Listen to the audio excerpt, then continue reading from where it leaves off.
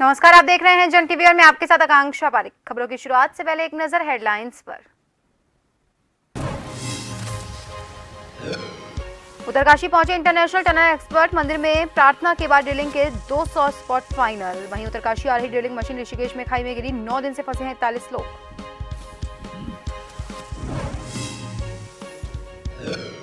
Investor summit को लेकर MDDA ने तेजी से किया काम शुरू। देहरादून में किया जा रहा पेंटिंग और साइनेज का काम 15 दिनों में भी पूरा हो जाएगा काम।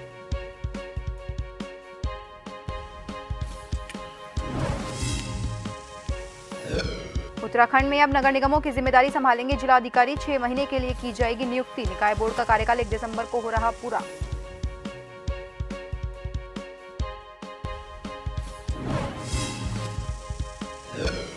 कोटद्वार में सतपुलिस के बीच 2 बस सड़क हादसे का शिकार। सवारियों से भरी बसें आपस में टकराई। 12 से ज्यादा यात्री घायल।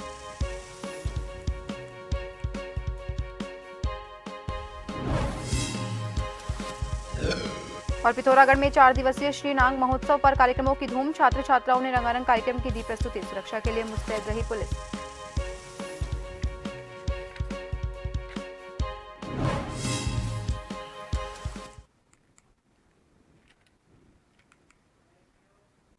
और अब खबरें विस्तार से। नैनीताल हाईकोर्ट में सिलगेरा टनल को लेकर राज्य सरकार को फटकार लगाई है। हाईकोर्ट ने राज्य सरकार को 48 घंटे में जवाब दाखिल करने को कहा है। हाईकोर्ट की दखल के बाद राज्य सरकार की नींद खुली और राज्य सरकार ने परिजनों के रहने का इंतजाम किया। पहले अंदर फंसे मजदूरों के परिजनों के रुकने तक का इंतजाम नहीं किया गया था। टेंट में परिजन रह रहे थे और अब राज्य सरकार ने परिजनों के रहने खाने पीने के इंतजाम के लिए सिलगेरा में 3 अधिकारियों को भेजा है।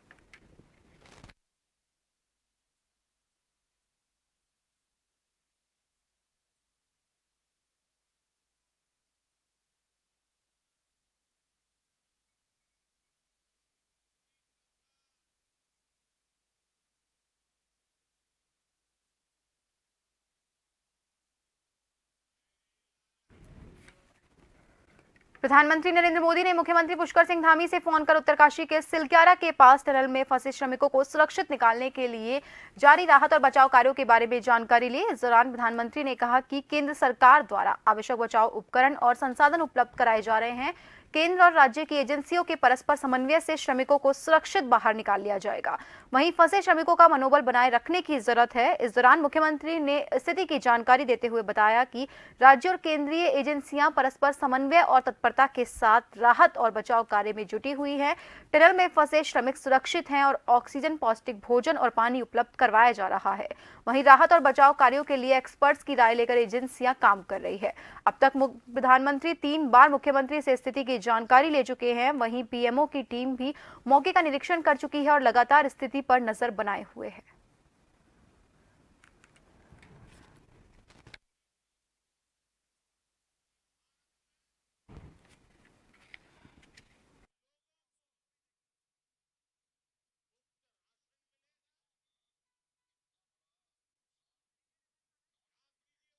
के पास एक ट्रोला अनियंत्रित होकर खाई में गिर गया। घटना में ट्रोला चालक की मौके पर ही दर्दनाक मौत हो गई। ट्रोला में उत्तरकाशी के टनल में फंसे मजदूरों को रेस्क्यू करने के लिए मशीन देहरादून से ले जाई जा रही थी। ट्रोला में रखी एक मशीन भी इस दौरान क्षतिग्रस्त हो गई।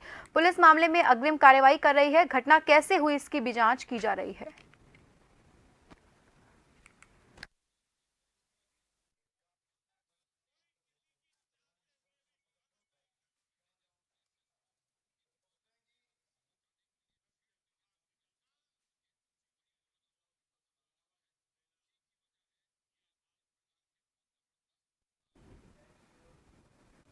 कांग्रेस के पूर्व प्रदेश अध्यक्ष गणेश जोशी ने 9 दिन से फंसे मजदूरों को चिंता व्यक्त की है। उन्होंने केंद्र और राज्य सरकार पर मजदूरों को समय से बाहर न निकलने का आरोप लगाया है। उन्होंने केंद्र और राज्य सरकार से सवाल किया कि क्या राहत कार्य में कार्य कर रही एजेंसी, विशेषज्ञ और इंजीनियर के पास पर्याप्त संसाधन मजदूरों को निकालने के लिए हैं। उन्होंने जल्द राज्य सरकार को प्रेस वार्ता कर स्थिति का स्पष्टीकरण करने का निवेदन किया है। इसके साथ ही उन्होंने मांग की है कि जल्द से जल्द मजदूरों को बाहर निकाल लिया जाए। एक सप्ताह से भी अधिक का समय बीत गया है, बल्कि मैं समझता हूं कि 10 दिन से अधिक का समय बीत गया है। उत्तरकाशी के सिलक्यारा में निर्माणाधीन टनल में 40 मजदूर आज तक फंसे हुए हैं। मैंने तात्कालिक रूप में उस दिन ये कहा था कि अभी इस पर कुछ रिएक्ट बहुत इस रूप में नहीं किया जा सकता कि सरकार के प्रयासों में कोई कमी हो। उस दिन मैंने ये कहा था, लेकिन मैंने ये कहा था कि सरकार को तत्काल इसमें प्रयास करने चाहिए। आज इतना समय बीत जाने के बाद ये कहने पर मजबूर होना पड़ रहा है कि सरकार के पास न इच्छा शक्ति दिखती है और सरकार के पास न सामर्थ्य दिखती है। ऐसे लुंज पुंज सरकार, जिसको कि डबल इंजन की सरकार कहा जाता है, आज 10 दिन से उन 40 फंसे हुए लोगों की स्थिति का भी पता नहीं लगा पा रही है, बता नहीं पा रही है कि उनकी स्थिति क्या है। ये सरकार जो लुंज पुंज सरकार है, जो किंग कर्तव्य विमूढ़ सरकार है, जिसके पास ये कोई काम करने का तरीका ही नहीं, पता नहीं किस प्रकार से किया जाए, ऐसी सरकार को रहने का कोई औचित्य प्रतीत नहीं होता है। खबरों की ओर, प्रदेश कांग्रेस कमेटी ने उत्तरकाशी के सिलक्यारा में टनल में हादसे में फंसे मजदूरों की कुशलता के लिए हवन पूजन किया। देहरादून के घंटाघर स्थित पंचायती मंदिर में कांग्रेस प्रदेश अध्यक्ष करण महारा ने कांग्रेस के नेताओं और कार्यकर्ताओं के साथ हवन किया। वहीं प्रदेश अध्यक्ष ने कई गंभीर आरोप केंद्र और राज्य सरकार की एजेंसी पर लगाए। उन्होंने कहा, विभिन्न एजेंसियों के बीच सामान्य की कमी है, जिसका हर्जाना अंदर फंसे 41 मजदूरों को देना पड़ रहा है। उन्होंने कहा, देव शक्ति से प्रार्थना कर रहे हैं कि राज्य और केंद्र सरकार की एजेंसी को सद्बुद्धि आए और जल्द से जल्द अंदर फंसे मजदूरों को बाहर निकाला जाए।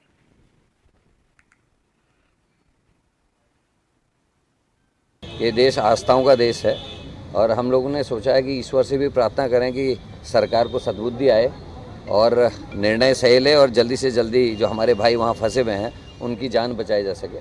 सरकार ने शुरुआत में एक मशीन लाए, 2 दिन बाद वो 1.25 मीटर खोदने के बाद वो मशीन ख़राब हो गई। उसके बाद दूसरी मशीन हरकुलिस विमान से लाई गई, काफ़ी प्रचार प्रसार हुआ। उसके बाद वो मशीन भी जो है 24 मीटर खोदने के बाद बंद हो गई।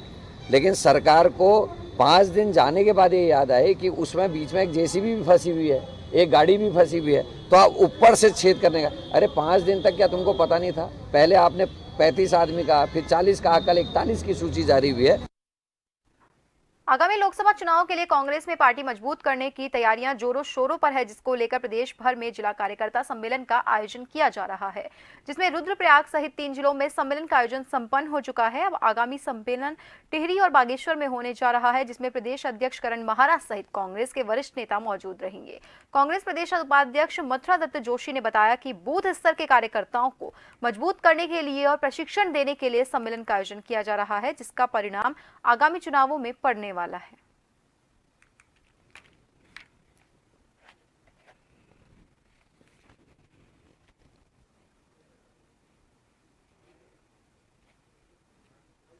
अठारह 3 दिन हमारा चमोली, रुद्रप्रयाग और पौड़ी में जिला स्तरीय हमारे कार्यकर्ता सम्मेलन आयोजित हुए हैं। बहुत अच्छे सम्मेलन रहे हैं, कार्यकर्ताओं की अच्छी भागीदारी रही और ये विशेषकर हमारे लोकसभा चुनाव के मद्देनजर ये सम्मेलन हम आयोजित कर रहे हैं। बूथ कमेटी के कार्यकर्ताओं को उसमें प्रशिक्षित करने का भी काम कर रहे हैं।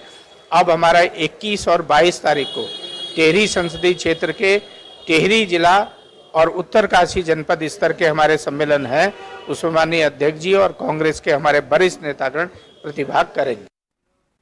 इन्वेस्टर समिट को लेकर एमडीडीए ने तेजी से काम शुरू किया है। देहरादून में वॉल पेंटिंग का काम किया जा रहा है, वहीं साइनेज का काम भी तेजी से जारी है।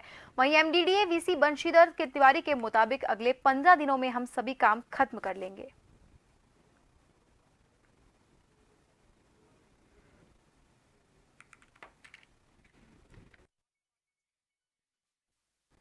चौबट्टाखाल से सतपुली के बीच 2 बस सड़क हादसे का शिकार हो गई। हादसे में सवारियों से भरी 2 बसें आपस में टकरा गई।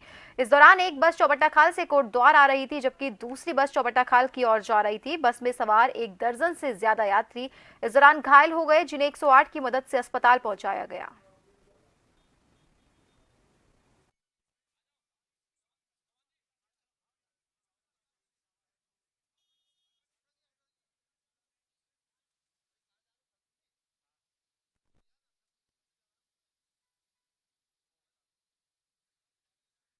देहरादून के मुख्य जिला अस्पताल दून अस्पताल में दवाइयों का गोरख धंधा चलाया जा रहा है। सरकारी अस्पताल में कम कीमत पर अपना इलाज करवाने आए मरीजों को अक्सर अस्पताल परिसर के बाहर किसी केमिस्ट से दवाई लेने का पर्चा थमा दिया जाता है, जिसके चलते मरीजों को मजबूरन महंगे रेट पर दवाइयां खरीदनी पड़ रही है, जिस बात को अस्पताल के सीएमएस अनुराग अग्रवाल ने भी माना है।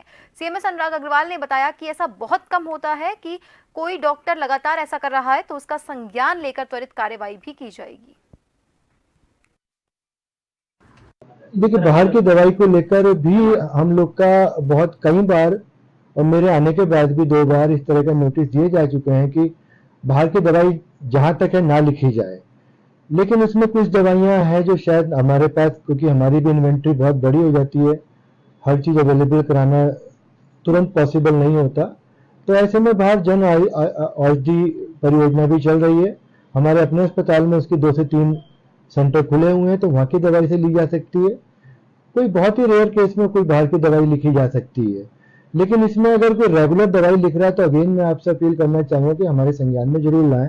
हम भी बीच बीच में ओपीडी स्लिप्स का एक ऑडिट करते रहते हैं, तो उसमें बिल्कुल 1% से भी कम इस तरह की चीज़ों को पाया गया है कि दवाई बाहर से लिखी गई है, और जो उस समय के लिए शायद जरूरी थी। और फिलहाल के लिए खबरों में बस इतना ही। बने रहिए जन टीवी के साथ। नमस्कार।